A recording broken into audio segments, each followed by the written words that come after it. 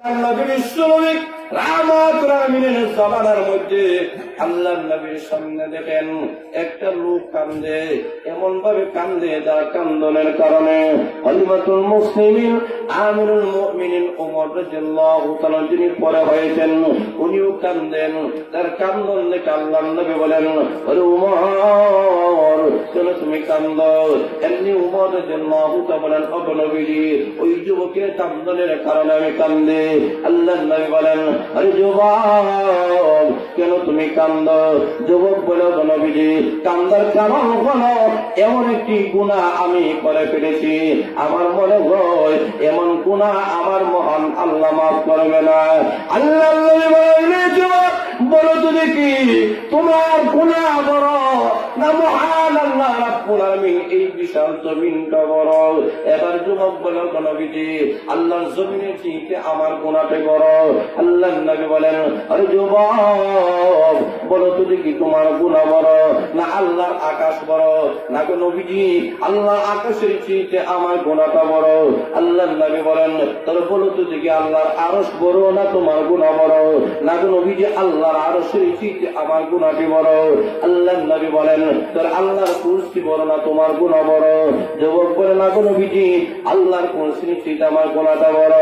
এবার আল্লাহ নবী বলেন, রে যুবক বলো তো দেখি তোমার গুনাহ বড় না মহান আল্লাহর রহমত দয়া বড়? এবার যুবক বলে, না গো নবীজি আল্লাহর দয়ার চেয়ে আমার গুনাহটা বড় নয়। এবার আল্লাহর নবী বলেন, যুবক রে এমন কি গুনাহ করেছো, অন্যায় করেছো, একটু খুলে বলো আমি নবীর সামনে। আল্লাহর নবীর সামনে যুবকটা বলে, ও নবীজি আমি এমন একটি গুনাহ করেছি, নবীজি এই সমাজের মধ্যে এমন একটি গুনাহ করেছি যে গুনাহটা আমি আপনার সামনে বলতে পারি না, আবার সহ্য করতে পারি না। আল্লাহ নবী বলেন, যুবক শরম ভেঙে সব গুনাহ সুন্দরভাবে আমি নবীর সামনে তুলে ধরো। এমনি লোকটা বলে, ও নবীজি এই সমাজের আমি বললাম একজন কাফন চোর, মানুষ যখন মারা যায় তার কাফনটা তুলিয়া আর বাজারের মধ্যে বিক্রি করে দেয়, এই অবস্থায় আমার জীবন যাত্রা করে। আল্লাহ নবী বলেন, তাহলে এর বই কি হয়েছে?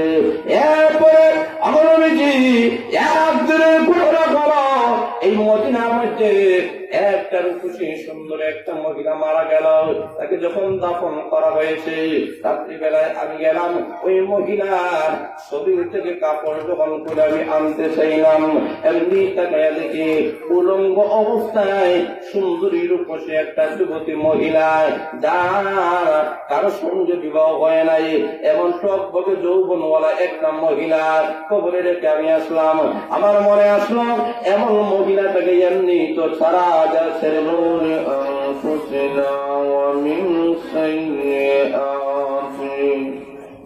আমালিনা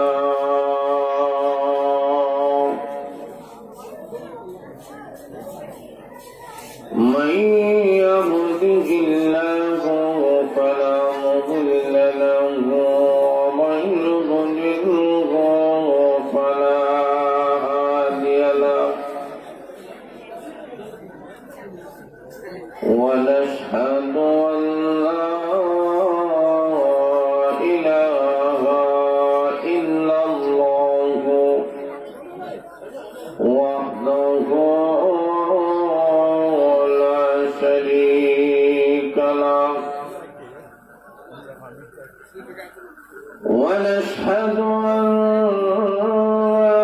سيدنا وسندنا وحبيبنا وشفيعنا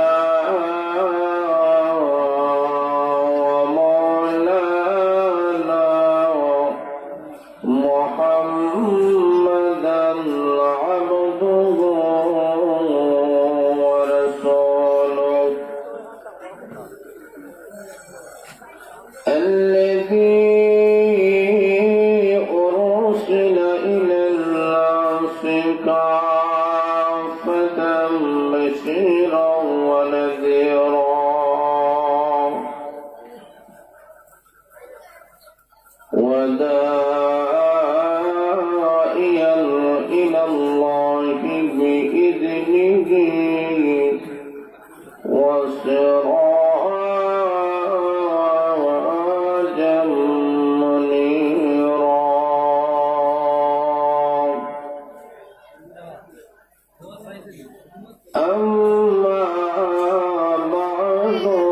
فقد قال الله تبارك وتعالى في كلامه المجيد والفرقانه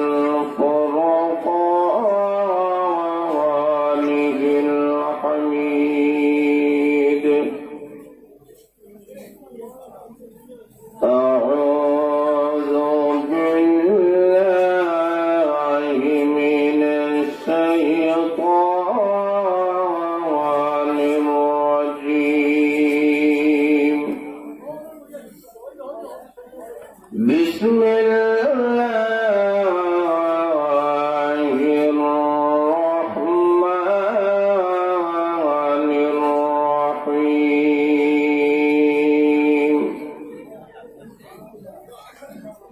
بل هو قرآن مجيد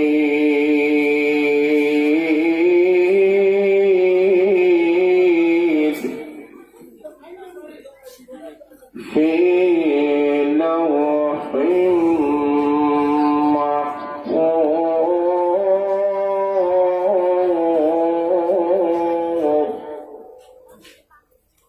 صدق الله العظيم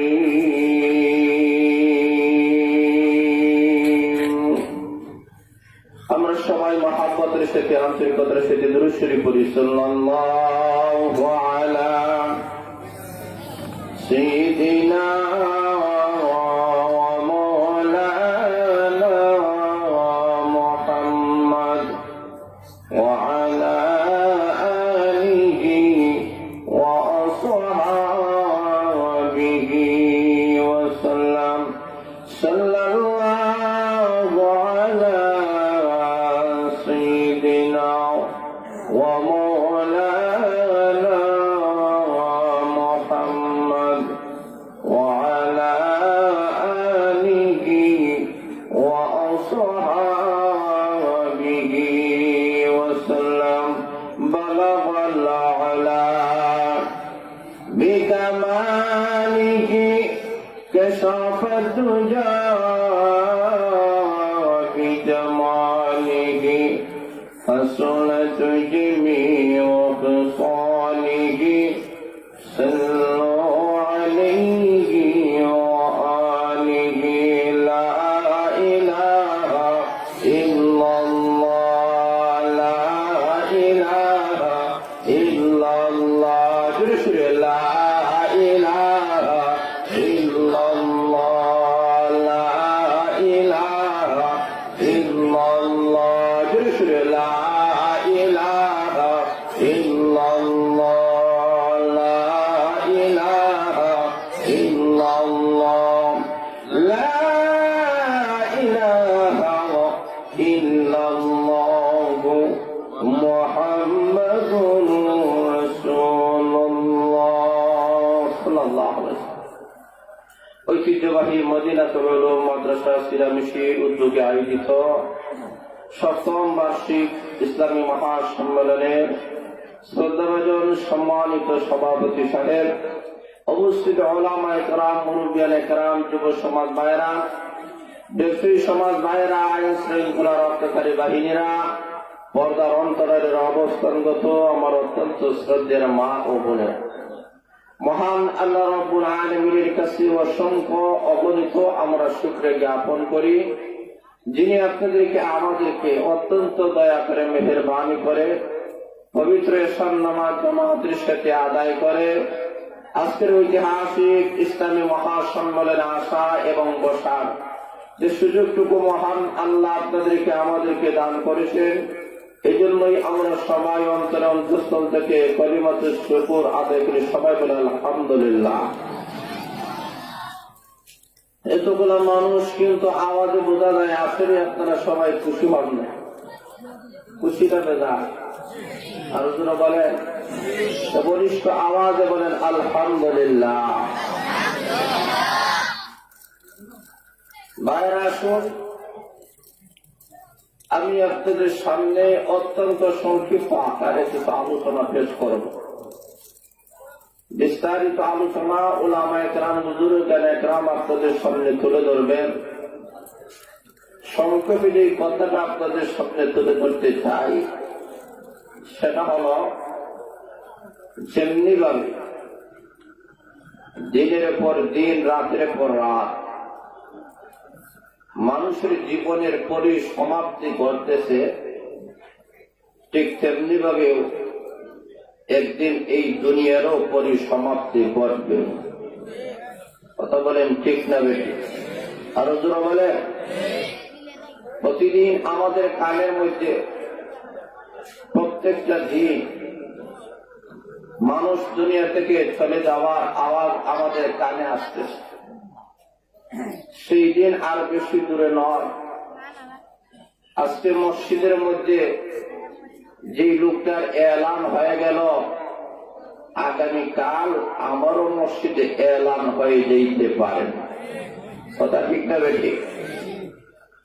যেমনি করে দিনের পর দিন, রাতের পর রাত অতিবাহিত হয়ে আমাদের জীবনের মহামূল্যবান সময়টুকু শেষ হয়ে যাইতেছে, ঠিক তেমনি ভাবে এই দুনিয়ার অবস্থাও তেমন ভালো নয়। গোটা বিশ্বের অবস্থার দিকে লক্ষ্য করলে দেখা যায় এই দুনিয়াটাকে মহান আল্লাহ যে সৃষ্টি করেছেন, এই দুনিয়াও একটা পরিসমাপ্তির দিকে আসতেছে। কিয়ামত আর বেশি দিন নয়, বেশি দিন বাকি নয়, অতি সন্নিকটেই আমাদের কাছে আসতেছে। কথা বলেন ঠিক না বেশি? আল্লাহর নবী বিশ্ব নবী রাহমাতুল লিল আলামিন হাদিসের মধ্যে ঘোষণা করেছেন যে এমন একটি ফিতনা তোমাদের সামনে আসতেছে, যে ফিতনা সম্পর্কে সমস্ত নবীরা তার উম্মতদেরকে সতর্ক করেছেন। আদম আলাইহিস সালাতু ওয়াস সালাম থেকে শুরু করে আমাদের নবী পর্যন্ত সমস্ত নবীরা যে ফিতনা সম্পর্কে তার উম্মতকে সতর্ক করেছেন, আজ সেই ফিতনাগুলো আমাদের সামনে আসতেছে। সেই ফিতনা অত্যন্ত ভয়াবহ। আল্লাহর নবী বিশ্ব নবী রাহমাতুল লিল আলামিন ঘোষণা করেছেন যে আদম আলাইহিস সালাতু ওয়াস সালাম থেকে শুরু করে কিয়ামত পর্যন্ত এত বড় ফিতনা দুনিয়ার মধ্যে ঘটে নাই। যেই ফিতনাটা তোমাদের সামনে আসতেছে সেই ফিতনার নাম হলো দাজ্জাল। যারা বলেন ঠিক না বেঠিক? আল্লাহর নবী বিশ্ব নবী রাহমাতুল লিল আলামিন আমাদেরকে দাজ্জাল সম্পর্কে সতর্ক করেছেন। অচিরেই দাজ্জাল তোমাদের সামনে আগমন করবে।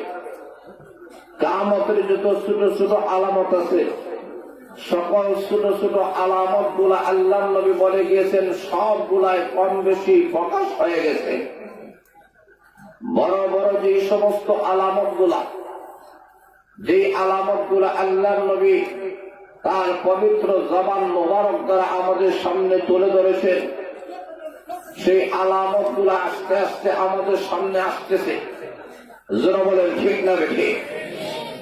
আল্লাহর নবী বলেন সেই কিয়ামতের কঠিন ময়দানে তোমাদেরকে আমি বিশ্ব নবী রাহমাতুল লিল আলামিন সুপারিশ করব, যারা ঈমানদার হবে, যারা আল্লাহ ওয়ালা হবে। তাহলে লক্ষ্য করে দেখেন, আজকে সারা বিশ্বের অবস্থার দিকে লক্ষ্য করে দেখেন, সারা বিশ্বে প্রায় 600 কোটির উপরে মানব জাতি বসবাস করতেছে। তার মধ্যে পরে 200 কোটি মুসলমান জাতি। পরে 200 কোটি মুসলমান জাতি থাকা সত্ত্বেও আজকে বিশ্বের মুসলমানের অবস্থার দিকে একটু তাকাইয়া দেখেন। আজকে যেই জায়গায় বসে আমরা কোরআন হাদিসের আলোচনা শুনতেছি, যেই মাদ্রাসার উদ্যোগে পৃথিবীর মধ্যে এমন অনেক দেশ আছে, যেই দেশে পর্যন্ত এমন অনেক দেশ আছে যেই দেশে পর্যন্ত ইসলাম এবং কোরআনটাকে নিষিদ্ধ ঘোষণা করতেছে। যারা বলেন ঠিক না বেঠিক? লক্ষ্য করে দেখেন, বেশি দূর নয়, আমাদের পার্শ্ববর্তী দেশ চীন দেশ থেকে এই করোনা ভাইরাস গোটা বিশ্বের মধ্যে বিস্তার করেছে। যারা বলে ঠিক না বেঠি? কখন বিস্তার করলো? তার কারণটা কি? তার কারণটা হলো চীন দেশের মধ্যে যখন আইন করলো যে মহিলারা নেকাব পরিধান করতে পারবে না, আর আসতে বলে আরো জোরে বলে, মহিলাদেরকে পর্দা পুশিদা পালন করা সুন্নত। বলেন সুন্নত না ফরজ? আরো বলিষ্ঠ আওয়াজে বলেন। চীন দেশের মধ্যে যখন নেকাব, মুসলিম মহিলারা নেকাব পরিধান করা এটাকে যখন নিষিদ্ধ ঘোষণা করল, ঠিক সেই মুহূর্তে মহান আল্লাহ রাব্বুল আলামিন করোনা নামক গজব এবং ভাইরাস দিয়ে শুধু চীন দেশের মহিলা নয়, গোটা বিশ্বের মুসলমানের নারীরা নয়, গোটা বিশ্বের ইহুদি খ্রিস্টান বৌদ্ধের নারীরা নয়, পুরুষরা পর্যন্ত আজকে নেকাব পড়তে বাধ্য। যারা বলে ঠিক না বেঠি? আরো যারা বলে ঠিক না বেঠি? আজকে শুধু মহিলাদেরকে দেখা যায় না, পুরুষরা পর্যন্ত মাস্ক। আরো জোরে বলে, জোরে বলে ঠিক না বেঠি?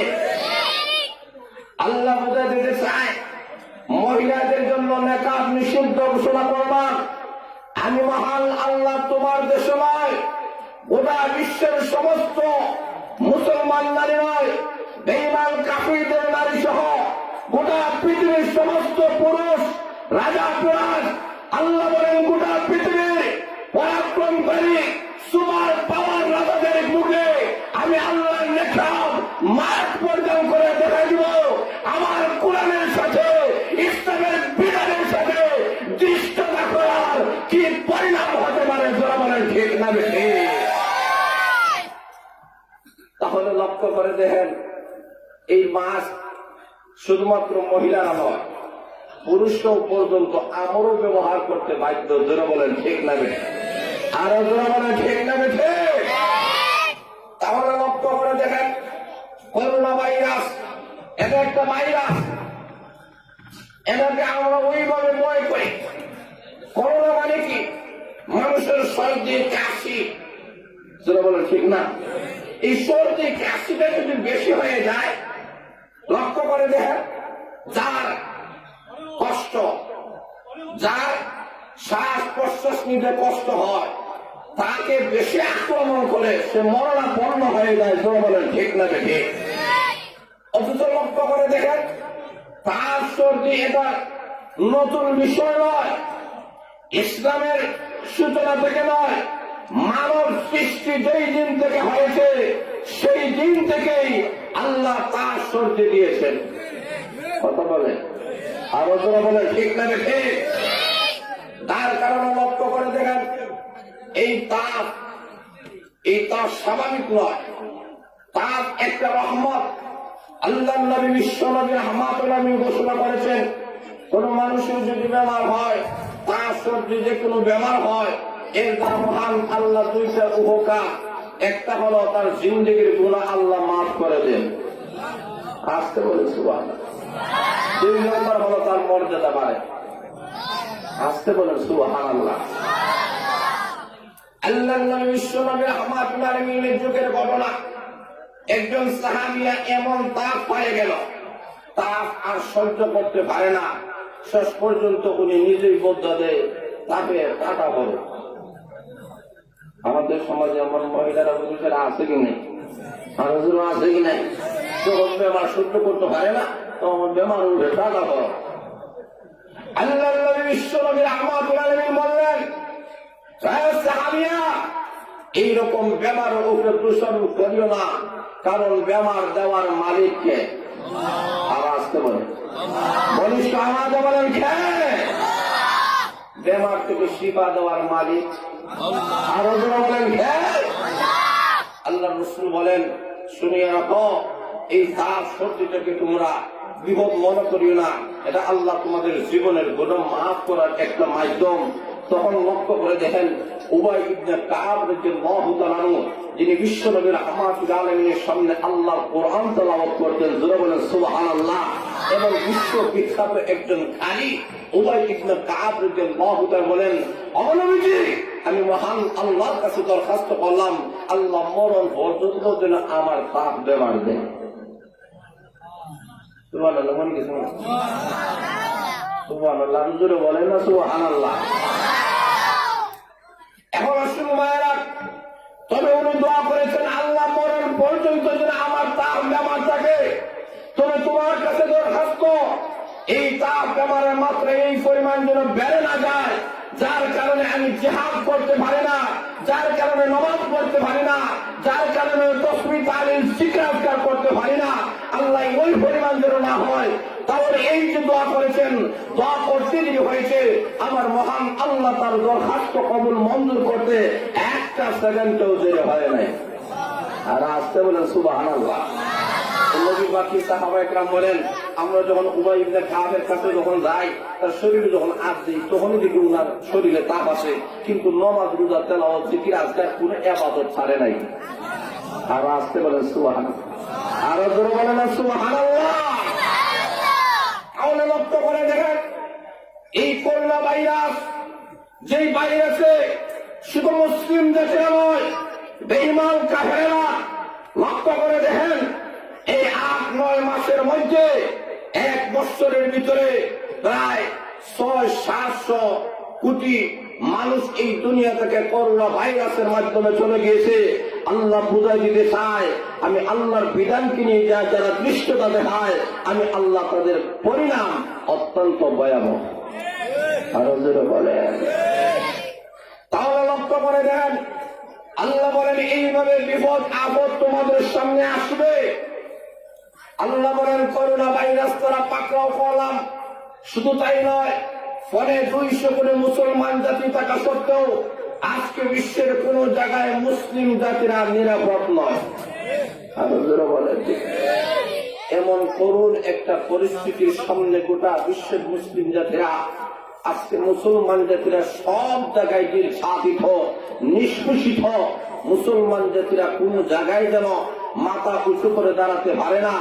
আল্লাহ রসুল বলেন, এমন একটা পরিস্থিতি তোমাদের সামনে আসবে, আজকে গোটা বিশ্বের মানুষেরা অপেক্ষায় আছে কোন সময় আমাদের কাছে আল্লাহর যে ওয়াদাকৃত, বিশ্ব নবী রাহমাতুল আলামিন যে ওয়াদাকৃত যে একজন খলিফা আমাদের সামনে আসবেন, ওই খলিফা মেহদী আলাইহিস সালাতু ওয়াস সালাম কখন আমাদের সামনে আসবে, এই অপেক্ষায় গোটা বিশ্বের মুসলিম জাতিরা। আর আসতে পারে, আরো যারা বলে ঠিক না ঠিক, ঠিক তেমনি ভাবে বেঈমান কাফেরেরা, ইহুদি খ্রিস্টান বেঈমান কাফেররাও তারাও অপেক্ষা করতেছে। কারণ আমরা যেমনি ভাবে জানি, মুসলমান নির্যাতিত, নিষ্পেষিত, মজলুম মুসলিমদের নেতা হবেন মেহদী আলাইহিস সালাতু ওয়াস সালাম। যাকে খলিফাতুল্লাহ বলা হয়, আল্লাহর খলিফা বলা হয়, ঠিক তেমনি ভাবে ইহুদি খ্রিস্টানরা জানে তাদের নেতৃত্ব কর্তৃত্ব দেওয়ার জন্য একজন আসবেন, তার নাম হলো দাজ্জাল। যারা বলেন ঠিক না ঠিক। আল্লাহ রসুল বলেন, এই দাজ্জালি ফিতনা অত্যন্ত ভয়াবহ একটা ফিতনা হবে, তোমাদের সামনে আসতেছে। কিন্তু আজকে লক্ষ্য করে দেখেন, এই দাজ্জালের আলোচনা আমাদের সমাজে কমে গেছে। আসতে পারে, আরো জোরে বলে। এটাও এমনি নয়, আল্লাহ নবী বিশ্ব নবী রাহমাতুল আলামিন ঘোষণা করেছেন ১৪০০ বছর আগে, যখন মিম্বর থেকেও দাজ্জালের আলোচনা হবে না, যখন মাঠ পর্যায়ে দাজ্জালের আলোচনা হবে না, তখনই মহান আল্লাহ দাজ্জালকে এই দুনিয়ার মধ্যে পাঠাইবেন। এই দাজ্জালটাকে আল্লাহ পাঠাইয়া মুমিনদেরকে আল্লাহ পরীক্ষা করবেন যে কে সত্যিকার অর্থে ইমানদার আর কে সত্যিকার অর্থে ইমানদার নয়। আল্লাহ রাব্বুল আলামিন পরীক্ষা করবেন। তাহলে কখন দাজ্জাল আসবে এই দুনিয়ার মধ্যে? দাজ্জাল আসার আগে মহান আল্লাহ রাব্বুল আলামিন খলিফাতুল্লাহ, আল্লাহর খলিফা মেহদী আলাইহিস সালাতু ওয়াস সালামকে আল্লাহ মুসলমানের নেতৃত্ব দিয়ে আল্লাহ পাঠাইবেন। জোরে বলেন সুবহানাল্লাহ। সেই লক্ষ্য করে দেখেন, আজকে গোটা বিশ্বের মুসলমানের শত্রু তিন দল, একদল ইহুদি, আরেকদল খ্রিস্টান, আরেকদল মুশরিকের জাতিরা। জোরে বলেন ঠিক, আর জোরে বলেন ঠিক না ঠিক? তাহলে লক্ষ্য করে দেখেন, তিন শ্রেণীর কাফিরকে নিষ্পেষিত করার জন্য, ইহুদি এবং দাজ্জালকে নিষ্পেষিত পৃথিবী থেকে চিরতরে নির্মূল করার জন্য মহান আল্লাহ ঈসা আলাইহিস সালাতু ওয়াস সালামকে আল্লাহ আকাশ থেকে পাঠাবেন। জোরে বলেন আলহামদুলিল্লাহ। এবং সেই খ্রিস্টানদেরকে এই পৃথিবী থেকে নির্মূল করার জন্য আল্লাহ খলিফাতুল্লাহ মেহদী আলাইহিস সালাতু ওয়াস সালামকে আল্লাহ পাঠাইবেন। এবং মুশরিকদেরকে নিষ্পেষিত করার জন্য গোটা বিশ্বে পরে 200 কোটি মুসলমান জাতিরা ঐক্যবদ্ধ হয়ে মাঠে চাপায়া পড়তে হবে। তাদের মাধ্যমেই আল্লাহ তাদেরকে শায়েস্তা করবেন। জোরে বলেন ঠিক না ঠিক? আল্লাহর রাসূল অত্যন্ত গুরুত্বভাবে মানুষের সামনে এই বিষয়গুলা তুলে ধরেছেন। আল্লাহর নবী বিশ্বনবী রাহমাতুল আলামিন ফজরের নামাজের পরে মিম্বরে বসে ফজর থেকে নিয়ে বিশ্বনবী জোহর পর্যন্ত জোহরের নামাজ আদায় করে, আল্লাহর নবী জোহর থেকে আসর পর্যন্ত আসরের নামাজ আদায় করে, আসর থেকে মাগরিব পর্যন্ত আল্লাহর নবী বিশ্বনবী রাহমাতুল আলামিন সেই দাজ্জাল সম্পর্কে আল্লাহ রাসূল আলোচনা করেছেন যে এই ফিতনাটা অত্যন্ত ভয়াবহ একটা ফিতনা হবে। আল্লাহ রাসূল বলেন গোটা বিশ্ব মুসলমানের উপরে একটা কঠিন দুর্ভিক্ষ আমাদের সামনে আসতেছে। ঠিক না? বলে ঠিক না বেঠে? কেমন দুর্ভিক্ষটা হবে? আল্লাহর নবী হাদিসের মধ্যে ঘোষণা করেছে দুর্ভিক্ষটা এমন হবে যে 3 বৎসর, প্রথম বৎসর মহান আল্লাহ রাব্বুল আলামিন আসমান থেকে 3 ভাগ, জমিন থেকে 3 ভাগ করে, আসমানের 3 ভাগের 1 ভাগ থেকে আল্লাহ বৃষ্টি বন্ধ করে দিবেন, জমিনের 3 ভাগ থেকে 1 ভাগ থেকে মহান আল্লাহ ফসলগুলা উঠা বন্ধ করে দিবেন। পরিস্থিতিটা কেমন হবে?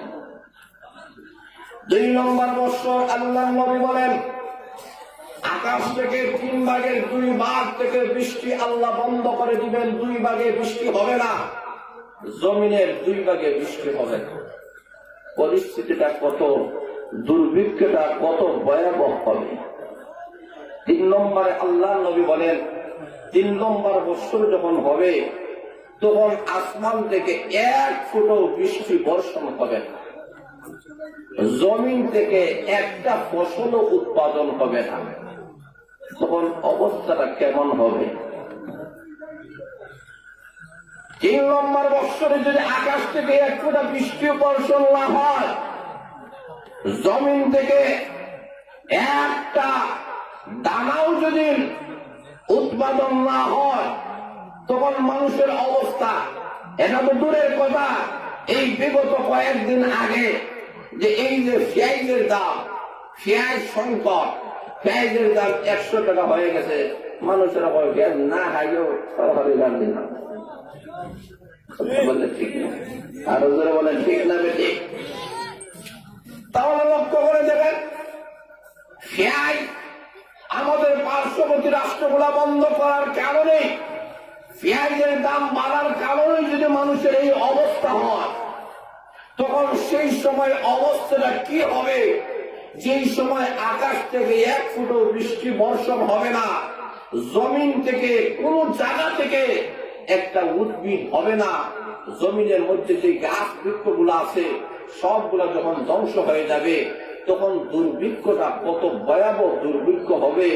আল্লাহ রাসূল বলেন এমন দুর্ভিক্ষ যখন সমাজের মধ্যে দেখা যাবে, তখনই মহান আল্লাহ রাব্বুল আলামিন ওই দাজ্জালকে আল্লাহ পাঠাইবেন। জোরে বলেন নাউজুবিল্লাহ। আল্লাহ রাহমাতুল আলামিন ঘোষণা করেছেন ওই যে দাজ্জাল, ওই মুহূর্তে মহান আল্লাহ রাব্বুল আলামিন দুনিয়ার মধ্যে আল্লাহ পাঠাইবেন এমন দাজ্জাল, যে দাজ্জাল সম্পর্কে আল্লাহ নবী আমাদেরকে সতর্ক করেছেন। আল্লাহ নবী একজন সাহাবী নবীর সামনে দাজ্জালের ঘটনা বক্তব্য করেছেন, যিনি দাজ্জালের সাথে কথোপকথন করেছেন, সরাসরি দাজ্জালের সাথে সাক্ষাৎ হয়েছে, দেখা হয়েছে। যার নাম তামিমে দারি রাদিয়াল্লাহু তাআলা নজরে বলেন আল্লাহু আকবার। আল্লাহর নবী বিশ্বনবী রাহমাতুল্লাহ আলাইহি বলেন, রে আমার উম্মতেরা, যেই সময় আকাশ থেকে এক ফোঁটাও বৃষ্টি বর্ষণ হবে না, জমিন থেকে একটা ফসল উৎপাদন হবে না, কেমন দুর্ভিক্ষ তোমাদের সামনে হবে, কিভাবে তোমরা এই দুনিয়ার মধ্যে আলুর দাম, পেঁয়াজের দাম বেড়ে গেলে যেমন ভাবে তোমরা হাহাকার করো। কেউ যদি বলে ওই জায়গার মধ্যে পেঁয়াজ দেওয়া হবে 5 কেজি, এখন ছেলে মেয়ে বউ বাচ্চা লইয়া যায়, যারা বলেন ঠিক না বেড়ে, যে 3 বছর এমন দুর্ভিক্ষ দেখা যাবে কোন জায়গা থেকে পৃথিবীর কোন প্রান্তে, London, army, America, German, Japan, 7টা মহাদেশের মধ্য থেকে কোন দেশের মধ্যে একটা ফসল উৎপাদন হবে না, কোন দেশের মধ্যে এক ফোঁটাও বৃষ্টি আল্লাহ নাযিল করবেন না।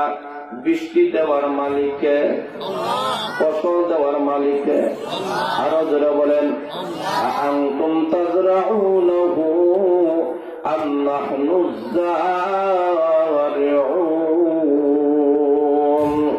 আল্লাহ রাব্বুল আলামিন প্রশ্ন করে বলেন, দুনিয়ার মানুষেরা, ফসলগুলা তোমরা উৎপাদন করো না আমি মহান আল্লাহ রাব্বুল আলামিন ফসলগুলো উৎপাদন করি? জবাব দাও, ফসলগুলো উৎপাদন করেন কে? আরো জোরে বলেন, আরো জোরে বলেন। আল্লাহ বলেন, আমি মহান আল্লাহ রাব্বুল আলামিন জমিন থেকে ফসলগুলো উৎপাদন করে, তোমরা শুধুমাত্র ওই সবগুলা পানি শেষ করে, হাল চাষ করে পানি শেষ করে তুমি ওই জায়গার মধ্যে এলোমেলো করিয়া সবগুলা ছিটাই আসলা, কিন্তু জোরটা নিচের দিকে যায়, আগাটা উপর দিকে উঠে। এই মহান কারিগরি আমি মহান আল্লাহ ছাড়া আর কেউ করে না। রে বাংলা মানুষেরা, আমি মহান আল্লাহ রাব্বুল আলামিন তোমার জমিনের মধ্যে আমি আল্লাহ ফসল দিলাম, আমি আল্লাহ তোমার জমিনের মধ্যে ধান দিলাম, আম দিলাম, লাউ দিলাম, কচু দিলাম, আপেল দিলাম, সকল ধরনের ফলমূল আমি আল্লাহ দিলাম। আমি আল্লাহর ফসল মূল সব গুণাতে আমি আল্লাহর সামনে সেজদা করো না, আমি আল্লাহকে একবার আল্লাহ বলে ডাক দাও না। তোমার মতো হতভাগা আসমানের নিচে জমিনের উপরে আর কেউ হতে পারে না। কথা বলেন ঠিক না বেঠিক? আল্লাহ রাব্বুল আলামিন বলেন, হে দুনিয়ার মানুষেরা, যেই বছর সবগুলা বন্ধ হয়ে যাবে তখন তোমার অবস্থা কি হবে? কোন দুর্ভিক্ষের মধ্যে তুমি পড়ে যাবে।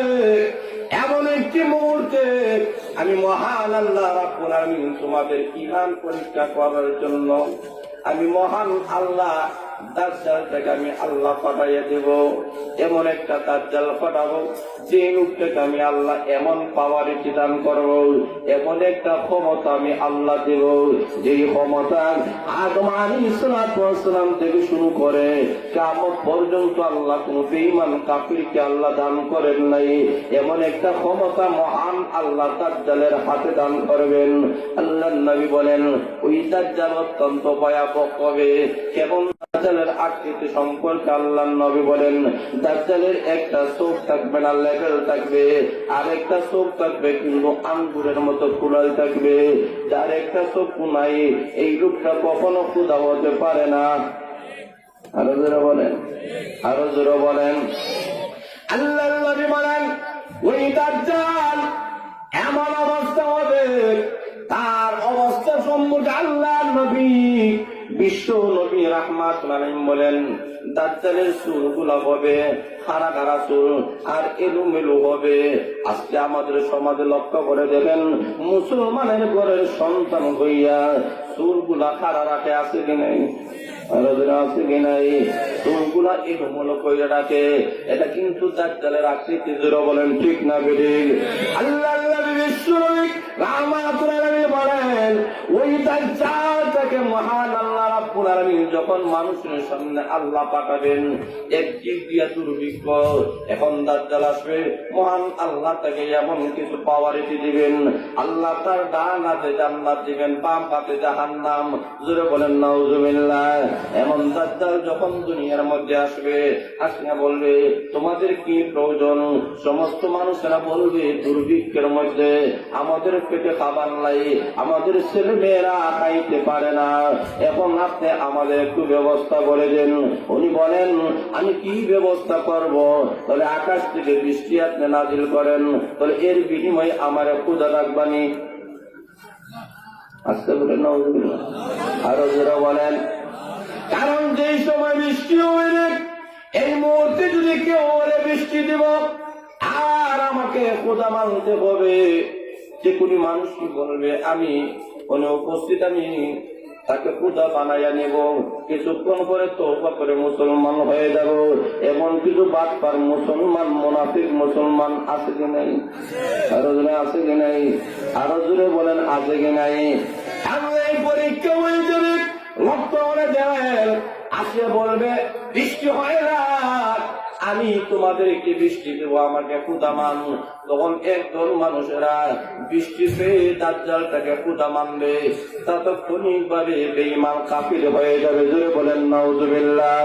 আল্লাহর নবী বলেন এই দাজ্জালটাকে আল্লাহ পাঠাইবেন, ওই দিন দুনিয়ার মধ্যে থাকবে 40 দিন মাত্র, দুনিয়ার মধ্যে থাকবে 40 দিনের ভিতরে বেঈমান কাফির বানাইয়া দিবে, অনেক মুমিন মুসলমানকে বেঈমান কাফির বানাইয়া দিবে 40 দিন। আল্লাহর নবী বলেন প্রথম দিন এমন হবে, আল্লাহর নবী ঘোষণা করেছেন প্রথম দিন একটা দিন কবে 1000 বছরের সমান। 1000? আরো জোরে বলেন।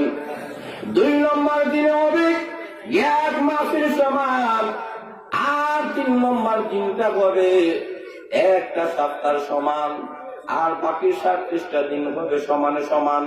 সাহাবায়ে কেরাম কেমন সাহাবায়ে কেরাম? আল্লাহর নবীর সাহাবায়ে কেরাম, আল্লাহর নবী যখন হাদিসটা বর্ণনা করেছেন আমরা তো এখনো পর্যন্ত প্রশ্ন করি নাই কেমন উম্মত আমরা, কিন্তু নবী সাহাবায়ে কেরাম তাৎক্ষণিক ভাবে বিশ্ব নবীকে প্রশ্ন করলেন ইয়া রাসূলুল্লাহ, ইয়া হাবিবাল্লাহ, নবীজি একদিন যে 1 বছরের সমান হবে তখন আমরা নামাজ কিভাবে পড়ব? সুবহানাল্লাহ।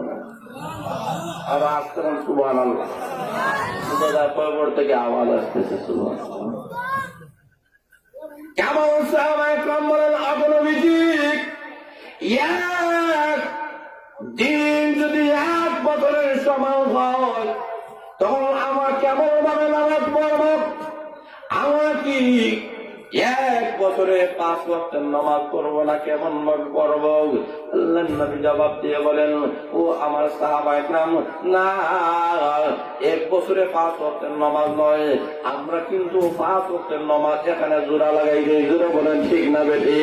কিন্তু আল্লাহর নবী বলেন না, বরং তোমাদের হিসাবে 1 বছরই হবে। তো কিভাবে নবীতে আমরা নামাজ পড়বো?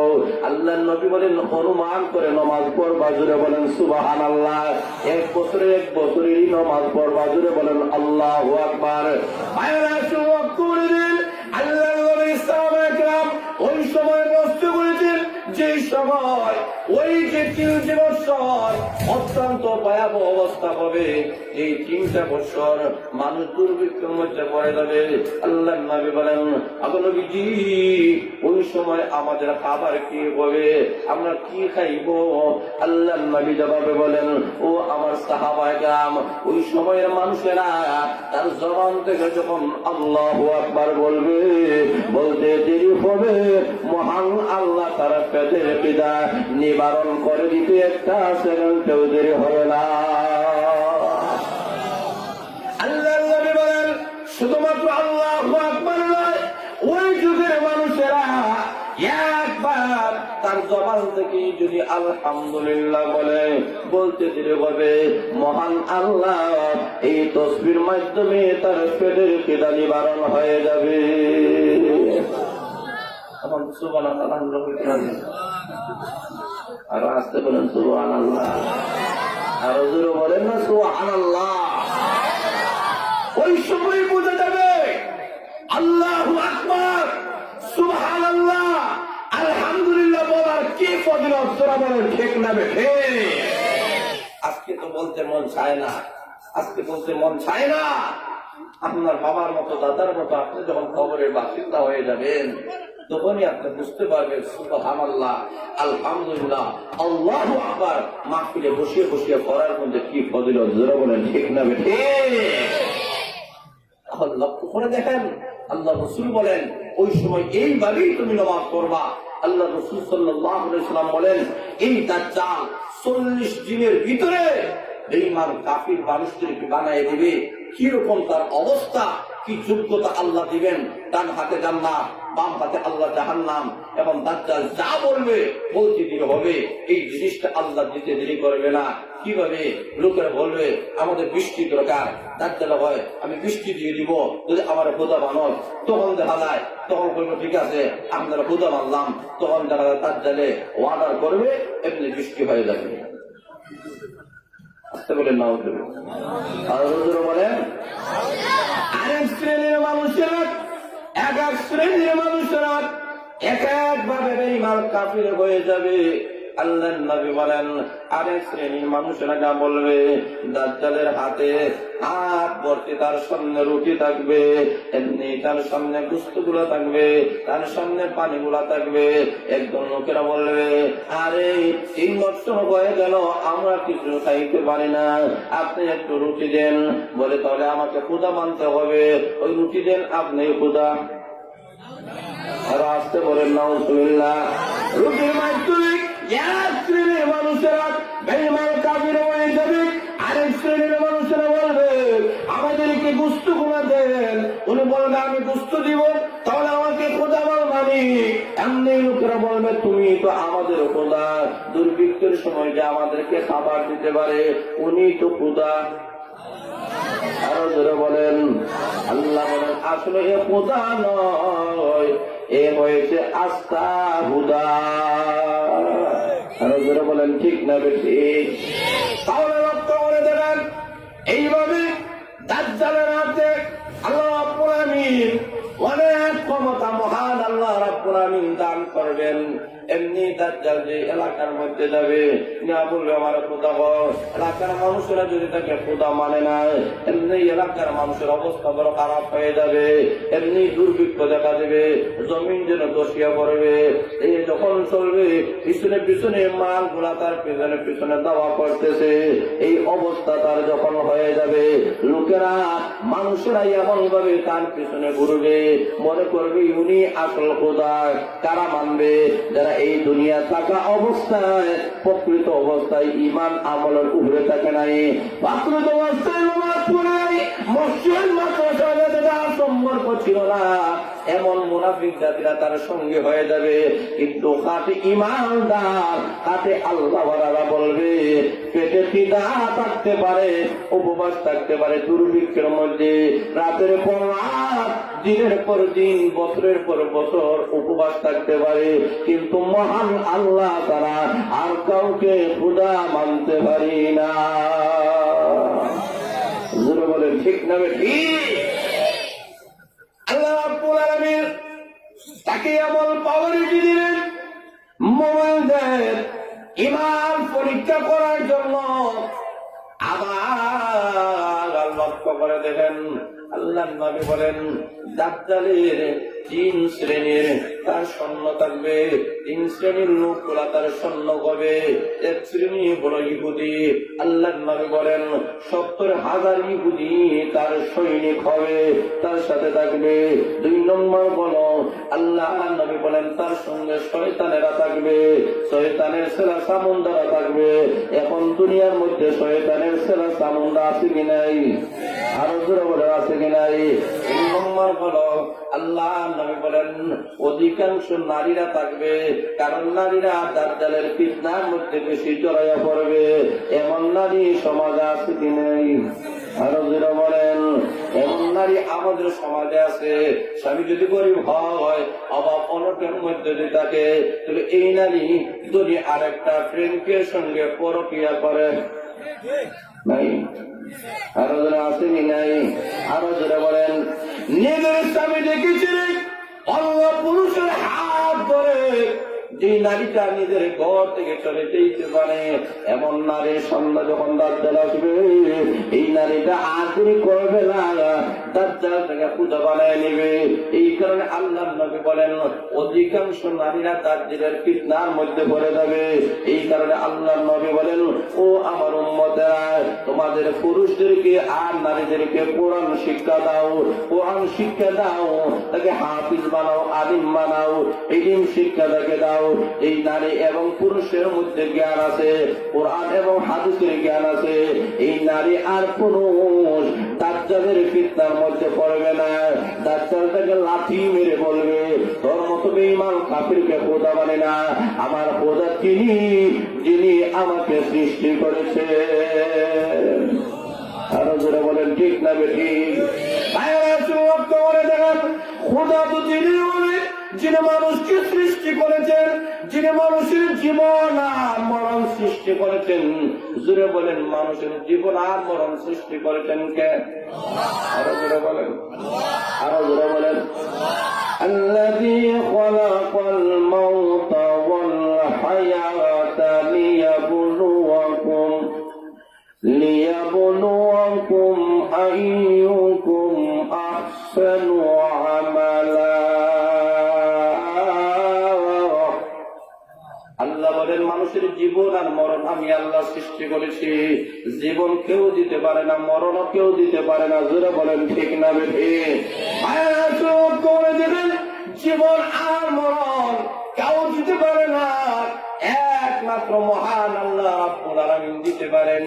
এই কারণে এমন বিষয় তার অন্তর আছে দাজ্জালকে মানবে না, কিন্তু অধিকাংশ মহিলারা মেনে নেবে, কারণ এদের মধ্যে ধর্মীয় কোনো জ্ঞান নাই, পর্দা পুশিদা ছিল না, দিনদার ছিল না, আল্লাহ বলা ছিল না। জোরে বলেন ঠিক না বেরি? কিন্তু লক্ষ্য করে দেখেন এই পৃথিবীতে এমন কিছু যুবতীরা, এমন কিছু আল্লাহ ওয়ালা মহিলারা দুনিয়া থেকে চলে গিয়েছে, এরা মৃত্যু বরণ করার পরও তাদের মাধ্যমে যুবকদের হেদায়েত হয়ে গেছে। আরো জোরে বলেন এমন মহিলারা আছে কি নাই? আরো জোরে বলেন। অসংখ্য গণিত গুণে কিতাবের মধ্যে উল্লেখ করা হয়েছে আল্লাহর নবী বিশ্বনবী রাহমাতুল আলামিনের জামানার মধ্যে আল্লাহর নবীর সামনে দেখেন একটা লোক কান্দে, এমন ভাবে কান্দে যার কান্দনের কারণে খলিফাতুল মুসলিমিন আমিরুল মুমিনিন ওমর রাদিয়াল্লাহু তাআলা যিনি পরে হয়েছেন উনিও কান্দেন। তার কান্দন দেখে আল্লাহর নবী বলেন আরে উমর কেন তুমি কান্দো? এমনি উমর রাদিয়াল্লাহু তাআলা বলেন ও নবীজি ওই যুবকের কান্দনের কারণে আমি কান্দে। আল্লাহর নবী বলেন আরে যুবক কেন তুমি কান্দ? যুবক বলে নবীজি কান্দার কারণ হলো এমন একটি গুনাহ আমি করে ফেলেছি, আমার মনে হয় এমন গুনাহ আমার মহান আল্লাহ মাফ করবে না। আল্লাহ বলে যুবক বলো তো দেখি তোমার গুনাহ বড় না মহান আল্লাহ রাব্বুল আলামিন এই বিশাল জমিনটা বড়? এবার যুবক বলে নবীজি আল্লাহর জমিনের চেয়ে আমার গুনাহটা বড়। আল্লাহর নবী বলেন আরে যুবক বলো তো দেখি তোমার গুনাহ বড় না আল্লাহর আকাশ বড়? না গো নবীজি আল্লাহর আকাশের চেয়ে আমার গুনাহটা বড়। আল্লাহর নবী বলেন তাহলে বলো তো দেখি আল্লাহর আরশ বড় না তোমার গুনাহ বড়? না গো নবীজি আল্লাহর আরশের চেয়ে আমার গুনাহটি বড়। আল্লাহর নবী বলেন তোর আল্লাহর কুরসি বড় না তোমার গুনাহ বড়? যুবক বলে না গো নবীজি আল্লাহর কুরসির চেয়ে আমার গুনাহটা বড়। এবার আল্লাহর নবী বলেন রে যুবক বলো তো দেখি তোমার গুনাহ বড় না মহান আল্লাহর রহমত দয়া বড়? এবার যুবক বলে না গো নবীজি আল্লাহর দয়ার চেয়ে আমার গুনাহটা বড় নয়। এবার আল্লাহর নবী বলেন যুবক রে এমন কি গুনাহ করেছো, অন্যায় করেছো একটু খুলে বলো আমি নবীর সামনে। আল্লাহর নবীর সামনে যুবকটা বলে ও নবীজি আমি এমন একটি গুনাহ করেছি, নবীজি এই সমাজের মধ্যে এমন একটি গুনাহ করেছি যেই গুনাহটা আমি আপনার সামনে বলতে পারি না, আবার সহ্য করতে পারি না। আল্লাহর নবী বলেন যুবক শরম ভেঙে সব গুনাহ গুলা সুন্দরভাবে আমি নবীর সামনে তুলে ধরো। এমনি লোকটা বলে, আবু নবীজি, এই সমাজের আমি বললাম একজন কাফন চোর। মানুষ যখন মারা যায় তার কাফনটা তুলিয়া আর বাজারের মধ্যে বিক্রি করে দেয়। এই অবস্থায় আমার জীবন যাত্রা করে। আল্লাহর নবী বলেন, এর পরে কি হয়েছে? এরপরে আমার নবীজি একদিনের ঘটনা বলো, এই মদিনার মধ্যে একটা রূপসী সুন্দর একটা মহিলা মারা গেল। তাকে যখন দাফন করা হয়েছে, রাত্রিবেলায় আমি গেলাম ওই মহিলার শরীর থেকে কাপড় যখন করে আমি আনতে চাইলাম, এমনি তাকে দেখি উলঙ্গ অবস্থায় সুন্দরী রূপসী একটা যুবতী মহিলা, যার কারো সঙ্গে বিবাহ হয় নাই, এমন টকবকে যৌবনওয়ালা একটা মহিলা কবরে রেখে আমি আসলাম। আমার মনে আসলো, এমন মহিলাটাকে এমনি তো ছেড়ে দেওয়া যায় না। আমার মনে একটু মন্ত্রণা আসলো, আমার ওই মৃত যুবতী মহিলার সঙ্গে আমি জিনা করলাম। জিনা করে যখন আমি আসতে চাইলাম, জিনা করলাম না। ওই মহিলার সঙ্গে জিনা করার জন্য আমি যখন দাওয়া করলাম, অগ্রসর হলাম, এমনি আমার মহান আল্লাহ ওই সতী নারীর জবান আল্লাহ খুলে দিয়েছেন। আসতে বলেন, কেমন যুবতী মহিলা, কেমন আল্লাহ মহিলা ছিল। ইন্তেকালের পরেও তার সতীত্ব কেউ নষ্ট করবে এটা মহান আল্লাহ বরদাস্ত করেন নাই। তার কারণ হলো মহিলাটা দুনিয়া থাকা অবস্থায় দিনদার আল্লাহ ওয়ালা ছিল। জোরে বলেন ঠিক না বেড়ে? একটা মহিলা, এই মহিলাটা মারা যাওয়ার পরেও এই মহিলা আল্লাহ ওয়ালা দিনদার হওয়ার কারণে আল্লাহ তার সতীত্বটাকে রক্ষা করার জন্য মহান আল্লাহ তাকে জিন্দা করে দিয়েছেন। আর আজকে আমাদের সমাজের মহিলার দিকে তাকাইয়া দেখা যায় জিন্দা মহিলা হাত দিলে তৈরি শরীরে লড়ে না। জোরে বলেন, জোরে বলে আছে কি নাই? আরো জোরে বলে আছে কি নাই? সেই যুগের মহিলা আর বর্তমান যুগের মহিলা কেমন ভাবে পার্থক্য, কেমন ভাবে একজন আরেকজনের মধ্যে পার্থক্য সেই যুগে আর এই যুগে। ওই মহিলাটা জিন্দা হয়ে ডাকতে বলে, ওই যুবক নিজ স্থানে কবরের মধ্যে কেউ দেখবে না, কেউ জানবে না। এই অবস্থায় যদি আমার সঙ্গে তুমি তোমার কুমতলব যদি তুমি হাসিল করো, ওই যুবক নাফাক অবস্থায় কবরে রেখে আমাকে চলে যাইবা। কামতের কঠিন ময়দানে আল্লাহর সামনে আমি কিভাবে নাফাক অবস্থায় উঠবো হতে পারে না। ওই যুবক তুমি কি আল্লাহকে ভয় করো না? আল্লাহরে ভয় করো, মহান আল্লাহ তো দেখতেছেন। এই কথাগুলো বলে ওই মহিলাটা আগের মতো মারা গেল। কিন্তু মহিলার কথাটা যুবকের অন্তরে এমন ভাবে রেখাপাত করলো, যুবকটা আর চোখের পানে সামনে রাখতে পারে না। কবর থেকে উঠে চোখের পানে পড়ায় কান্দার বলে, নবীজি আমার মনে হয় এমন গুণ আমার মহান আল্লাহ মাফ করবে না। আল্লাহ নবীর সামনে সব কথাটা যখন তুলে ধরেছে, আল্লাহ নবী নিজেও নারাজ হয়ে গেলেন। কিন্তু আমার মহান আল্লাহ জিবরাইল আলাইহিস সালামকে বলেন, ওরে জিবরাইল যাও আমার বন্ধু মুহাম্মদকে জানায়া দাও ওই যুবকটা একটা যুবতীর কথায় কর্ণপাত করে এই যুবকটা আল্লাহওয়ালা হয়ে গেছে। অন্তরে আমি আল্লাহর ভয় ঢুকে গেছে। আমি মহান আল্লাহ জানায়া দিলাম, ওই যুবকের জিন্দেগির গুনাহ মাফ করে দিলাম। কেমন আল্লাহওয়ালা যুবতী, তাহলে লক্ষ্য করে দেবেন একটা যুবতী যদি আল্লাহওয়ালা হয়, দিনদার হয়, আমাদের যুবকের চরিত্র নষ্ট হবে না। জুড়ে বলেন ঠিক না বেঠিক? আমাদের সমাজের যুবকের চরিত্র নষ্ট করার জন্য মহিলারাই অধিকাংশ ক্ষেত্রে দায়ী, কারণ ওরা বেপরদা হয়ে গেছে। জুড়ে বলেন ঠিক না বেঠিক? কিন্তু লক্ষ্য করে দেন কোন মহিলাকে, কোন যুবক যদি হাত তারা যদি কাজ করতে চায়, এমনি যুবতী মহিলা যদি বলেন ইন্নী আখাফুল্লাহ, আমি আল্লাহকে ভয় করি, ওই যুবক তুমি যে আমার হাতের মধ্যে কাজ করেছ, স্পর্শ করেছ, কেউ দেখে নাই, কিন্তু আল্লাহ দেখতেছে। আল্লাহরে ভয় করো। এমন ভাবি যদি আমাদের সমাজের যুবতী মহিলারা যদি বলে, এই যুবকেরা দর্শন করা তো দূরের কথা, কোন মহিলা থেকে সব তুলেও তাকাবে না। জোরে বলে ঠিক হবে, আরো জোরে বলে ঠিক হবে। তাহলে বোঝা গেল আজকে আমাদের মহিলাদেরকে জিন্দার আল্লাহ বলা কোরআন হাদিসের জ্ঞান তাদের ভিতরে ঢুকাতে হবে, আল্লাহর আযাব আর গজবের ভয় ঢুকাতে হবে। যদি সত্যিকার অর্থে মহিলারা আল্লাহ বলা হয় না, জিন্দার হয় না, স্বামী ভক্ত হয় না, মা বাবার কথা মানে না, অভিভাবক হিন্দুলি চলে, এই সমস্ত মহিলারা দাজ্জালের সঙ্গী হবে। জোরে বলেন ঠিক না? আর জোরে বলেন ঠিক না? রেখে অসংখ্য অগণিত ঘটনাগুলা উল্লেখ করা হয়েছে। যুবতী মহিলা আল্লাহ হওয়ার কারণে শাশ্বত বোনের প্রতি আকৃষ্ট হয়ে গেছে। সুযোগ বুঝে একদিন বলে শাশ্বত বোন হয় আমার কিছু 50 টাকা দেও। বলে আচ্ছা তোমার 50 টাকা দিব, আমার মনের বাসনা পূর্ণ করতে হবে। ঠিক আছে, দিন তারিখ নির্দিষ্ট করা হলো, জুতা জায়গায় যাওয়া হলো, কেউ নাই, কেউ দেখে না। জোরে বলেন সেই জায়গায় একজন দেখতেছে, তার নাম আরো জোরে বলেন, আরো জোরে বলেন। আপনি লক্ষ্য করে দেখেন, কেউ দেখে না। এবং যুবতীর কাছে যুবক গিয়েছে, যুবতীটা ফল ফল করে ভাবতেছে, কেউ দেখবে না, জানবে না, মিডিয়া নাই, কোনো কিছুই নেই, তাহলে তর তর করে কেন পাবো? যদিও কেউ দেখে না, মহান আল্লাহ আমাকে দেখতেছে। আসতে বলেন সুবহানাল্লাহ। সেই কিয়ামতের কঠিন ময়দানে আল্লাহর সামনে কি জবাব ছিল? আল্লাহকে ভয় করো, এই কথাটা একটা যুবতী মহিলা একটা যুবককে বলতে দিয়ে হয়েছে।